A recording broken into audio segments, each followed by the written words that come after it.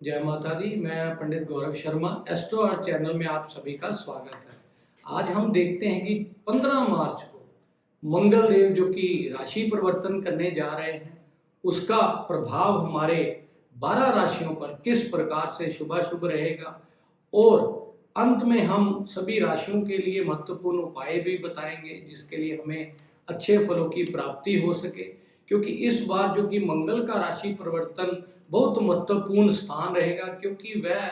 हमारे सेनापति जो कि शनि महाराज जी के साथ उनकी मूल त्रिकोण राशि में युति बनाने जा रहे हैं, और इसका प्रभाव हमारे ज़ोडिएक में या हमारे चराचर जगत पर बहुत महत्वपूर्ण स्थान रहेगा। क्योंकि शनि व मंगल को हमारे ज्योतिष शास्त्र में बहुत महत्वपूर्ण स्थान भी दिया गया है, क्योंकि मंगल को जहां हमारे सेनापति के रूप में माना गया है, हमारी ऊर्जा का द्योतक माना गया है, हर प्रकार के एनर्जी स्तोत्र के लिए हम देखते हैं, भाई छोटे भाई के लिए देखते हैं, और हमारे डिफेंस पुलिस फोर्स के लिए हम मंगल की स्थिति का आकलन करते हैं, और हमारे शरीर की ऊर्जा के लिए हम मंगल की स्थिति का आकलन करते हैं। और अगर हम शनि महाराज जी की स्थिति देखें, जो कि हमारे ज़ोडिएक में कर्माधिपति, जो कि हमारे कर्मों पर अधिकार शनि महाराज जी को दिया गया है, हमारी मैच्योरिटी का कारक माना गया है, हमारी आय के ऊपर शनि महाराज जी का 11वें भाव पर स्थान बताया गया है। और हर प्रकार से अगर हम देखें, बड़े बड़े उद्योगपति की कुंडली में शनि महाराज जी की अच्छी स्थिति से ही हम आगे बढ़ पाते हैं। और हर प्रकार से अगर हम देखें, शनि महाराज जी को हमारे बुढ़ापे का कारक माना गया है, देरी से होने वाले किसी भी कार्यों को शनि महाराज जी से देखा जाता है। इसलिए भी इस युति का जो कि 15 मार्च को बनने जा रही है, इसका बहुत महत्वपूर्ण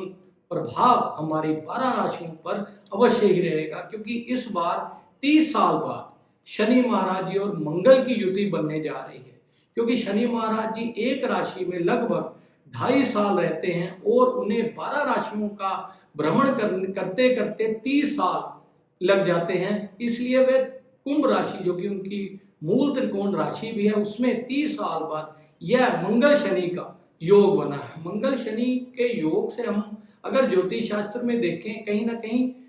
विस्फोटक योग जो कि हमारा परिश्रम के लिए हम देखें, कहीं ना कहीं संघर्ष योग की उत्पत्ति करता है। क्योंकि मंगल व शनि का हमारे ज्योतिष शास्त्र में बहुत अच्छे संबंधों का कारण नहीं माना जाता। क्योंकि मंगल को अगर तेजी का कारक, एक एक्शन ओरिएंटेड हम मंगल को देखते हैं, वहीं शनि महाराज जी मैच्योरिटी का कारक,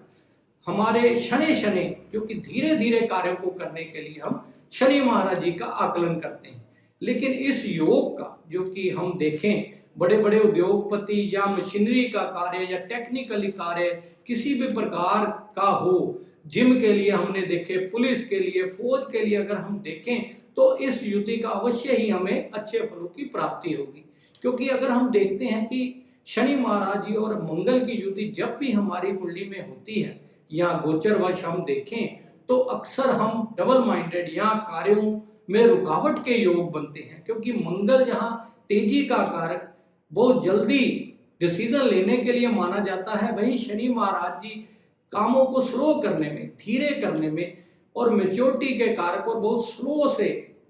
धीरे धीरे काम करने में अक्सर हम देखते हैं। इसलिए भी इस युति से हमें अवश्य ही सभी राशियों पर इसका क्या प्रभाव रहेगा, यह हम अब देखते हैं। उसके लिए अगर हम देखें तो मेष राशि वाले जो कि मंगल प्रधान राशि भी है, उनके लग्नेश मंगल ही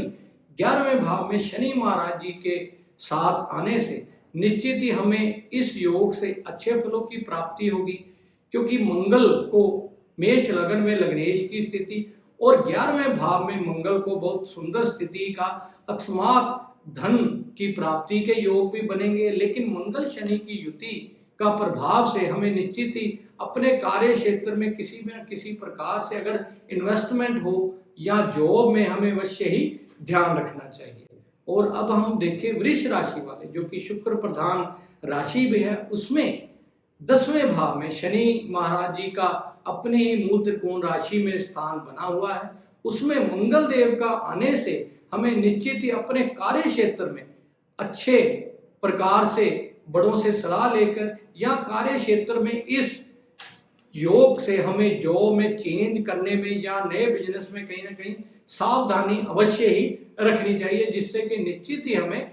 इस योग से जो भी दुर्योग की प्राप्ति हो वह ना हो सके। और अगर हम मिथुन राशि वाले, जो कि बुध प्रधान राशि भी है, उसमें 9वें भाव में शनि महाराज जी और मंगल की युति बनने से हमें निश्चित ही अपने भाग्य में कहीं ना कहीं अच्छे फलों की प्राप्ति का ना होना या देरी में होना, यह स्थिति हमें प्राप्त होगी। उसके लिए हमें अपने कहीं ना कहीं पिता से निश्चित ही अच्छे संबंध बना के रखना चाहिए, और किसी भी विदेश यात्रा के लिए कार्यरत हों तो उसमें डॉक्यूमेंटेशन को अच्छे से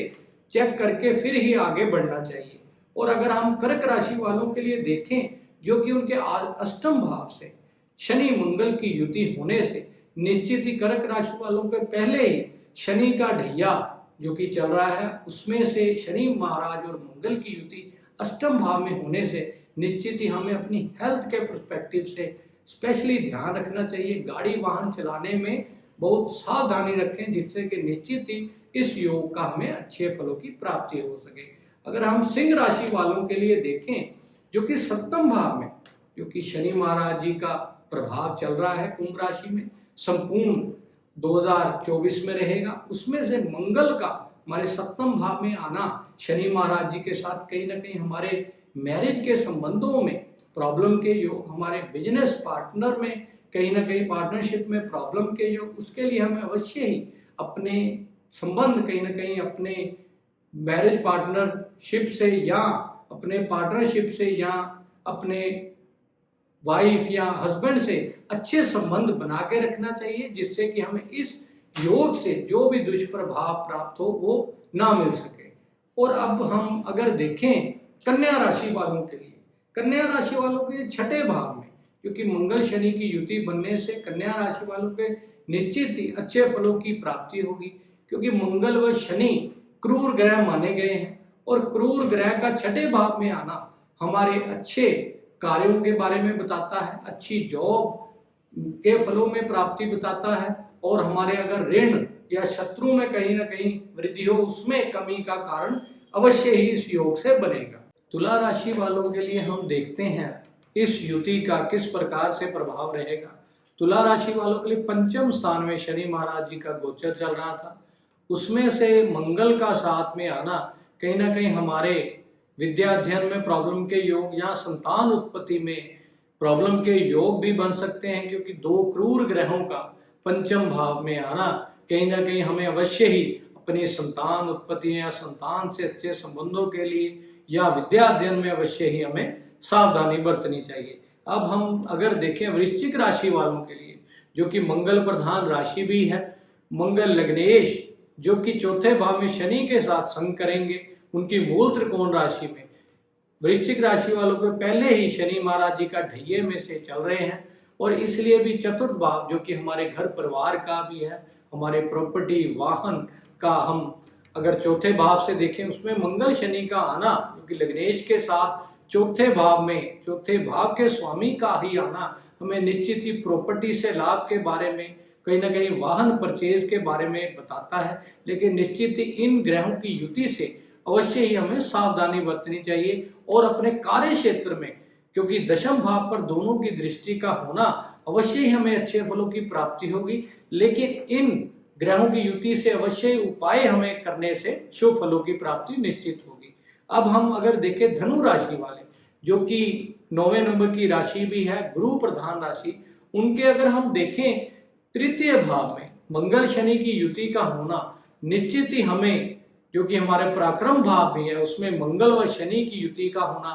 निश्चित हमें नए कार्य के लिए इंगित करता है, अच्छे कार्यों में सफलता के बारे में बताता है, विदेशों से अच्छे संबंधों के बारे में बताता है, और कहीं ना कहीं हमारे ऑनलाइन बिजनेस यूट्यूब या किसी भी प्रकार के चैनल के लिए हमने काम करना हो तो निश्चित हमें इस युति, जो कि टेक्निकल ग्रह भी दोनों माने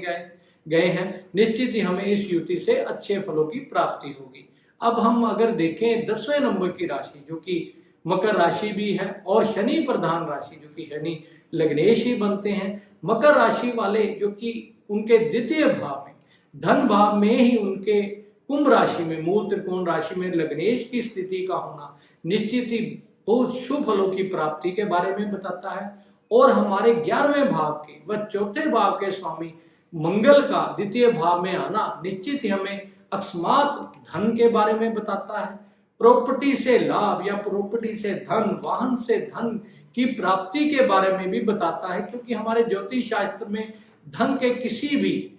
आदान प्रदान के लिए हमने दूसरे भाव और 11वें भाव का आकलन करता है। और मकर राशि के द्वितीय भाव में इन दोनों की बहुत सुंदर युति बनने से हमें अच्छे फलों की प्राप्ति होगी, धन लाभ की प्राप्ति होगी। लेकिन हमारे वाणी भाव में इन दो क्रूर ग्रहों का आना निश्चित हमें अपनी वाणी पर संयम रखने से निश्चित ही हमें अच्छे फलों की प्राप्ति होगी। अगर हम अब देखें कुंभ राशि वाले, जो कि शनि प्रधान राशि भी है, उनके लगन भाव से ही शनि महाराज जी का प्रभाव चल रहा है, उसमें मंगल देव का आना निश्चित ही हमें अच्छे फलों की प्राप्ति के बारे में बताता है। लेकिन सावधानियां अवश्य ही बरते, क्योंकि इन दोनों ग्रहों का परस्पर मैत्री संबंध ना होने से हमारी हेल्थ के पर्सपेक्टिव से हमें अवश्य ही ध्यान रखना चाहिए। और मैरिज या बिजनेस पार्टनरशिप के लिए हमें अवश्य ही इन दोनों युतियों का प्रभाव, जो कि हमारे 7वें भाव पर भी रहेगा, हमें निश्चित अपने पार्टनरशिप से या हमारे मैरिज के पर्सपेक्टिव से अपने लाइफ पार्टनर से अवश्य ही अच्छे संबंध बना के रखना चाहिए, जिससे निश्चित ही हमें इस युति का दुष्प्रभाव ना प्राप्त हो सके। और अब हम अगर देखें, जो कि हमारी ज़ोडिएक की 12वें नंबर की राशि मीन राशि, जो कि गुरु प्रधान राशि है, उनके 12वें भाव में कुंभ राशि में शनि महाराज जी का संचरण पहले ही चल रहा है। उसमें से 12वें भाव में शनि महाराज जी के साथ मंगल का आना कहीं ना कहीं हमारे धन हानि के बारे में, व्यय के बारे में बताता है, क्योंकि 12वां भाव हमारे व्यय स्थान भी है और हमारा बेडरूम का स्थान भी हमारा 12वां भाव ही माना जाता है। इसलिए निश्चित हमें न्यू कपल के लिए अवश्य ही ध्यान, अच्छे संबंध बना रखने चाहिए। और कहीं ना कहीं हॉस्पिटलाइजेशन से या कहीं ना कहीं खर्चे की अधिकता हो, उसमें भी हमें इस युति से अवश्य ही सावधानी बरतनी चाहिए। और अब हम देखें तो 12 राशियों पर इसका शुभाशुभ अवश्य ही प्रभाव रहने से हमें निश्चित ही उपाय अवश्य ही करना चाहिए, जिससे कि हमें इन योग, जो कि शुभाशुभ प्रभाव रहेगा, क्योंकि मंगल देव को अग्नि माना गया है, ऊर्जा माना गया है, और उसमें मंगल, जो कि मंगल देव को मानते हैं ऊर्जा का, द्योतक, अग्नि का, हर प्रकार से एक्शन ओरिएंटेड का। और शनि महाराज जी का सानिध्य प्राप्त होने से मैच्योरिटी का कारक, समझदारी का कारक। अगर हम इन ग्रहों की युति से अच्छे फलों की प्राप्ति लेने के लिए हमें इन दोनों ग्रहों का युति को अच्छे प्रकार से समझना चाहिए और अपने किसी भी कार्य को करने से अच्छे प्रकार से उसको पहले देखना चाहिए और फिर उसके बारे में आगे बढ़ेंगे, तो निश्चित ही हमें इन दोनों ग्रहों से अच्छे फलों की प्राप्ति निश्चित होगी। अब हम अगर देखें कौन से उपाय हम कर सकते हैं इस युति के लिए, हमें शनिवार और मंगल का दोनों का संयुक्त उपाय अवश्य ही करना चाहिए। हमें हर मंगलवार वाले दिन एक नारियल काला कपड़ा बांधकर उसे हनुमान मंदिर में अवश्य ही देना चाहिए, जिससे कि निश्चित ही हमें इन दोनों ग्रहों की युति से अच्छे फलों की प्राप्ति हो सके और कार्य क्षेत्र में हमें धन की प्राप्ति या अच्छे संबंधों की प्राप्ति हर प्रकार से हो। जय माता।